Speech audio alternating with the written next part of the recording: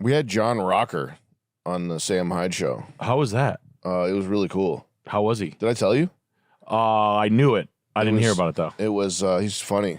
Is he? Do you want to be? Where's he from? He's a character in person. Georgia. He lives in Florida now. Is he rich? I don't know. Does he like live like a wild baseball player guy? He seems to be kind of crazy-ish for a 60-year-old guy. Yeah. He's 60? Yeah, I think so. John Rocker was fucking wild. What did he play? Baseball. Shortstop. Oh. Yeah. I don't know. Not pitcher. He's shortstop. So he's a pitcher. Yeah, He's a pitcher. Yeah. I did. He'd fucking throw the ball right at you when you pissed him off. Oh, he's one of them? Beaning you. Look up John Rocker highlights. He's a fucking animal. John Rocker doesn't give a shit. Is he like involved in like podcasting and He's been doing Politico? people's podcasts. wow. Rocker's remarks on our show back in November may have outraged Met fans. Good. It was the comments he made to Sports Illustrated writer Jeff Pearlman that caused a national outcry. This guy's a Rocker fucking told Jewish Hyde he would rat. never play for the New York team. Here's a recap of his most inflammatory remarks. Yeah. Quote, imagine having to take the number 7 train to the ballpark, looking like you're riding through Beirut, next to some kid with purple hair, next to some queer with AIDS, next to some dude who just got out of jail for the 4th time, right next to some 20-year-old mom with 4 kids. It's depressing. And about New York City itself, Rocker said, Oh my gosh. the biggest thing I don't like about New York are the foreigners. I'm not a very big fan of foreigners. You can walk an entire block in Times Square and not hear anybody speaking English. Asians and Koreans and Vietnamese and Indians and Russians and Spanish people and everything up there. How the hell do they get in this country? I'd say he speaks for everybody. Since the article hit the stands, Braves He's dead to rights. He's like the first cancellation, I think. Wow. Yeah. And look up Jeff Pearlman. The guy that wrote the article on him is such a like Probably a sexual individual. fucking rat. He wrote it when he was 30 though. You know what I mean? What do you mean? Like in 02, he wrote there was the hit piece on him, 99. So he was like a 29-year-old little punk. Yeah. Like No, go back. You'll see that picture of him with the hat. yeah. That's what he. That's who's canceling I thought that was his hair. John Rocker, cool. and he totally is a punk, and this guy is doing YouTube videos now. Of course, 30 years later, about how great the cancellation was. There's the video where Jeff Pearlman's talking about John Rocker. He's like, a lot of people always ask me, what's your money story? In the journalism business, we've all got our one. He's just living in the glory days, living it up. 30 years later, doing the podcast tour, talking about this sports thing that happened 30 years ago. name dropping the time you were a fucking. The best thing he ever did was bring a guy down. Can you imagine that? Yeah. Spent the day profiling this baseball player. A really good pitcher for the Braves. He picks me up in Georgia. We're driving around. The first thing He's speeding. And there's a car in front of us driving like this, erratically. He says, "Move, asshole." He goes, Asian women, man. Asian women cannot drive. He was nice enough to pick him up, and he's bitching about him? We got to a toll booth. It's a toll booth where they used to have like the chains baskets, like a chains collector. They're laughing because the guy's awesome. He throws in some money. Thing doesn't open. He throws in more money. Thing doesn't open. Guy behind us starts honking. He rolls down his window, goes, "F you," right? This is with a reporter from Sports. Okay. Whoa, a real reporter For the swimsuit edition. fucking name dropping. Fucking. We're driving to a school. I'm going with him to speak to a school of disadvantaged. Why didn't he children. tell him he was working on the hit piece while he was on his face? Like what face to face with him? Why didn't he give him a heads up? Athlete story, right? We're driving there. I'm like, so do you like speaking to kids and disadvantaged kids? He's like, fucking man, I hate it, but I gotta fucking do it. They want me to do it. I love his honesty. Wait, we get there. We're at this school in Bumblefuck, Georgia. They play. Do you guys remember? You're a little younger than me, but the Twisted Sister song, "I Want to Rock." Yeah. Oh yeah. So that was his entrance song, because Rocker, I want to rock. Okay, this little school. He comes out. He speaks to him. Kids are like, yeah, he's good. John Rocker's good. We're leaving the school. It was the CD age still. There's the Twisted Sister greatest hit CD. He palms it and steals it. So I write this. I don't. Is this like a comedy club? Go back to YouTube. Was that Dave Portnoy?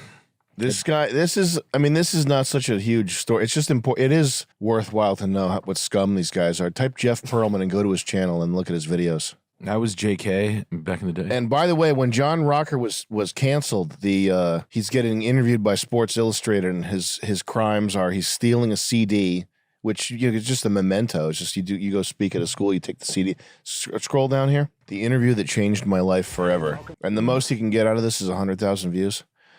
Just watch Sports Illustrated is fucking defunct. They're out of business. So. Watch 30 seconds of this. And the story that I ended up writing is John Rocker, the misunderstood hero. I want to hear him say money story. Misunderstood at all. Disadvantaged kids. What amazing. It's probably back to the beginning here. This is a set from True Detective. And at the time, I'm this guy. I'm pretty anonymous. I'm basically the number 2, but a distant number 2 baseball writer at the magazine. Tom Verducci, the great Tom Verducci, is the baseball writer probably in America. You can close this. And at the time that John Rocker was canceled, I think he was like 22 also. Oh, that's nice. Remember what you were like when you were 22? That's nice. Yeah. Great. I like that sports became... Maybe he was 20. I'm sorry, Nick. Can you look up how old was John Rocker when he was canceled? He might have been 24 or maybe older. I might be misremembering that. Never mind playing in Georgia, where 25. 25? Yeah, a 25-year-old from Georgia. Yeah. But ESPN, if you watch it, if you're like a sports fan, it's like, cool, I have to watch women and like nerdy little fucking journalists talk about sports, like bench warming, ass worshiping guys be like, and this is the Sheckman report. Yeah. I do. Get out of here. I shit on the sports guys a lot, like the dumb guys, like the regular guys that are like mopping up the NFL and kneeling in front of the TV. What's worse though, look up, type in first of all, legendary sports writer. Marv Albert. But do legendary boxing commentator. There's a guy with a cigar. We'll see his picture immediately, and then do images and change commentator to writer. Imagine your dream is to write about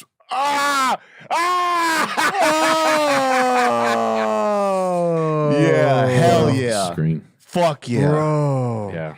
You can just imagine. He had the scoop. You can just imagine. Yeah. The 1920s, I'll set the stage. It was 1871, and there was 10,000 people packed into Blueberry Park in Canarsie to watch the great John Sullivan take on Ernie Jones. Lefty Jones. This, yeah. Yeah. Fuck yeah. The fact that the guy said he was the number 2 sports writer, Yeah. like that's a ranking. Yeah. Buddy, you expect me to Under believe the legendary so and so, blah blah blah. Even when those people, you know who those people are. Even when they're like, even when they're talking about how they're lower on the totem pole, they're bragging about. Yeah, that's a humble brag. Can you type in? You go to YouTube and type in Burt Sugar. I just want to hear him talk. There was no one better than the great Tony Peterson. He was the greatest left-handed slugger. Fine. Name drop. Excited to be a part of it. Name drop. Name The drop. reason, very simply stated, is it's only the second stamp issued Ever. in the image. Wow, what a rarity. Joe Louis being the first. The highest, the most rare. I'm the highest and most rare journalist, writer Ever. My opinions shape the world. And in my book, Boxing's Greatest Your Writers, book. he is number 1. Number As 1. the all-time greatest pound for pound. Yep. The sweet science. He has picked one hell of a tough opponent, and I don't view it as a tune-up. Go back. Yeah. Oh, you see his pants? I want to see him looking classic. I want to see the most classic looking one. He's on the big think. Oh, don't even click that. This guy's so money. Scroll down. I want to Sugar, see baby, more. I'm sweet enough. Yeah, yeah. That's what I told this 2-year-old. Don't eat soup from a moil. Oh, dude, that one looks good. A guy ranting. The impossible dream?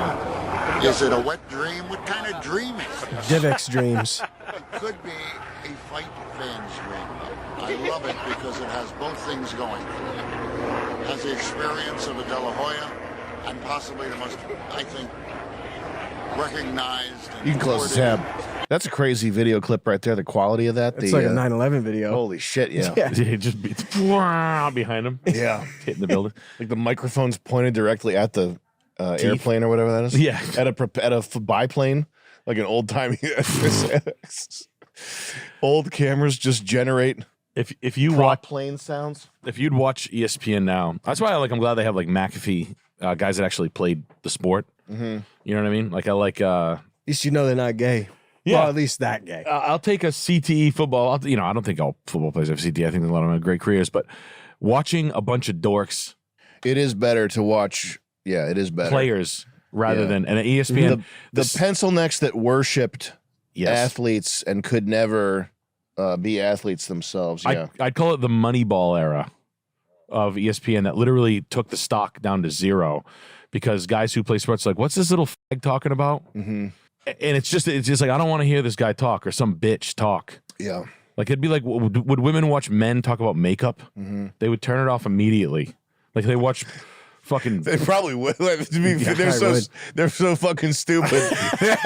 They mostly do what they're told, no matter what. Yeah, they probably watch it more because a man is talking to them. We should do makeup reviews. I'll do Hell that. yeah. Please. Fuck yeah. We'll get girls to teach us like that foundation looks fucking ugly. Nah, don't put that on. It looks like shit. You dumb fucking bitch. How much? All right, fine. That's a pretty good mascara. But what if I load your fucking face up with cum? Stupid. Do they have makeup that protects against that sort of water damage? Yeah. Yeah. Yep. Let's try it out. All right, put glue or something on your face. Oh, that one works pretty good. All right, try it on her. Oh, that one works. That one's not as good. See? Mash this coconut custard cream pie in your face. Make it look funny like an old cartoon. Yeah. Yeah, now you look hot. Look at that. Yes. Walk around like that all day, dummy. See, you could look like fuck. What, you think you look like Daffy Duck?